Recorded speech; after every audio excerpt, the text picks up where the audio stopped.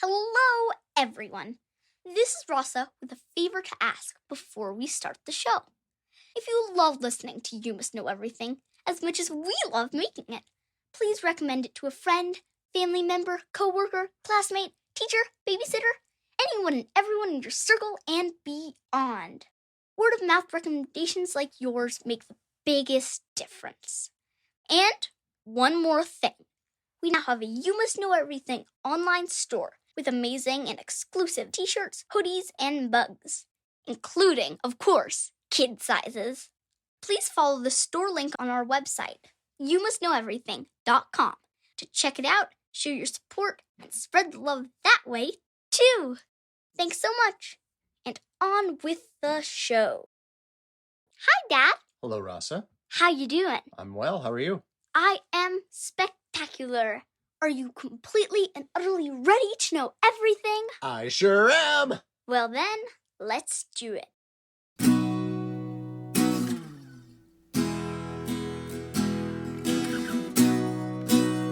Today, I want to talk to you about how doing something for someone else will reward you. The selfishness of generosity. Something like that. Let me give you an example. Let's say that I was supposed to have a sleepover with my friend, but then she was sick and couldn't do it. I would be mad. I would be grumpy. I would be upset. Poor thing. Need a hug? I see you're catching on quickly. But then I'm at school, being all grumpy, and I see that there's another person in my class that looks sad too. So I decide to make them cards saying, "You are awesome." I slip it in their desk. They open the note. I see them smile. They're happy.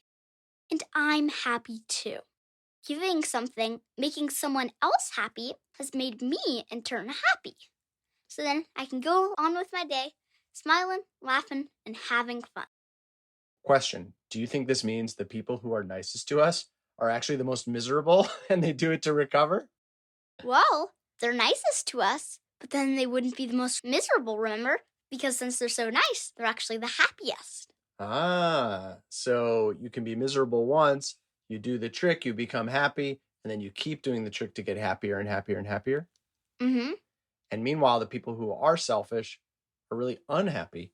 And it's almost like we have to help them even more, even though it's somewhat selfish of us because we know it'll make us happier, but hopefully it will help make them happier too, happy enough that even though they're still unhappy and still selfish, they can then be generous so they can be happy? Exactly. What a cycle. In that case, can I make you lunch today? Nuh-uh. I'll massage your feet. Oh no, you've been working far too hard. In fact, let me get you a new hairbrush. Oh, that won't be necessary. Actually, I was thinking about getting this book of poetry you wanted. Wow. The selfishness of generosity has brought us to an impasse.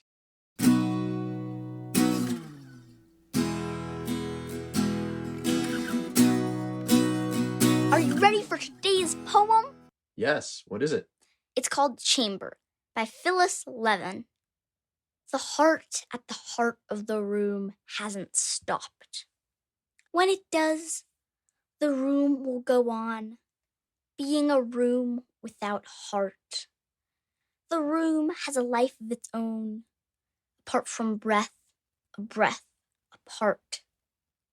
Oh, I definitely need to hear that again to understand it. May I read it? But of course. Chamber by Phillis Levin. The heart at the heart of the room hasn't stopped. When it does, the room will go on, being a room without heart. The room has a life of its own, apart from breath, a breath apart. Heart, apart, breath, and maybe even death is a secret rhyme in this poem. The heart will stop beating or the heart will go away. And then what does she say will happen? The room will go on, being a room without heart. Can you picture a place that doesn't have people in it? Well, yeah. For example, right now, a lot of schools don't have people in them because of COVID-19. There's empty buildings because of COVID-19. And there's buildings that are empty because of construction. They're building a new house. It's empty. Sure. Or it might be the weekend. It might be after hours. Or it might just be a room that is used sometimes, but not all the time. I'm picturing our laundry room. Is there anyone in the laundry room right now? No. So the room's still there. It's even got clothes. It's got a washing machine. It's got a drying rack. Yeah. But there's no people in them. Mm-hmm. There's no heartbeat. Yeah. There's no breath. Yeah. And yet, the room has a life of its own, apart from breath, a breath apart. What do you think of as the life of a room without people? Lonely, forlorn, sad, Maybe. depressed, partying, eating all the chocolate chips in the pantry. There's an old saying, if a tree falls in the forest and no one is there to hear it, does it make a sound? Yeah, of course it makes a sound. Nobody is there to hear it, but since all trees ever that fall when someone's there make a sound, it's not logical to assume that a tree falling when there's no one there wouldn't make a sound. It would still make a sound, there'd just be no one to hear it. Whoa, that was so smart it made my head spin.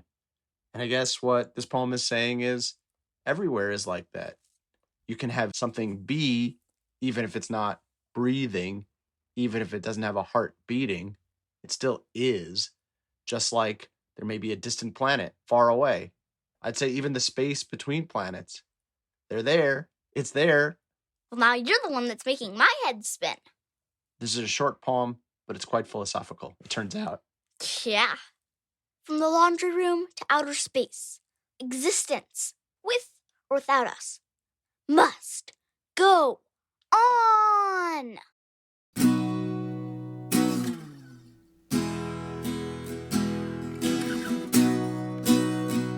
Last segment of the show. Do you have a vexing question for me? Yes, I do. I was going on a hike yesterday, and I noticed the ground beneath me was totally worn and torn from other people hiking. It was dirty and it was muddy. And it made me wonder, what is dirt? What is mud?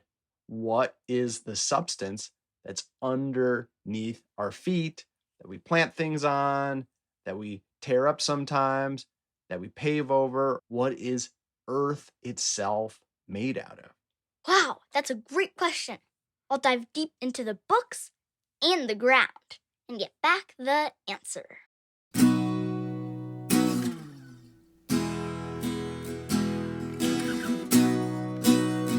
I'm back and I've got the answer to your vexing question. First of all, by dirt, you actually mean soil, which is the stuff on the top layer of the earth, whereas dirt is loose soil that is not part of the top layer anymore and therefore not considered soil anymore. Soil first appeared 450 million years ago and is made when rocks and water come together. After a long time, the rocks break down into smaller minerals, such as quartz, mica, and calcite. As it breaks down, it adds to soil formation. Roughly 45% of soil that forms is created by three things: sand, silt, and clay. 25% is water, 25% is air, and 5% is plant debris. There's also a lot of oxygen and other ingredients in different kinds of soil. In the United States alone, there are thousands of different kinds of soil. Boy, that's a lot under our feet. Yeah, and if you think about it, everything you eat either comes from the soil or itself eats what comes from the soil. So in a sense, you come from out of the ground too. You Must Know Everything was produced by me, Rasa Smith, and him, Jeremy Smith. And the amazing music was by Furniture. Get cool You Must Know Everything merchandise, submit your own vexing questions, and listen to more than 50 previous episodes at our website, youmustknoweverything.com. Please rate, review, and share the show. And please tune in next time for everything you need to know.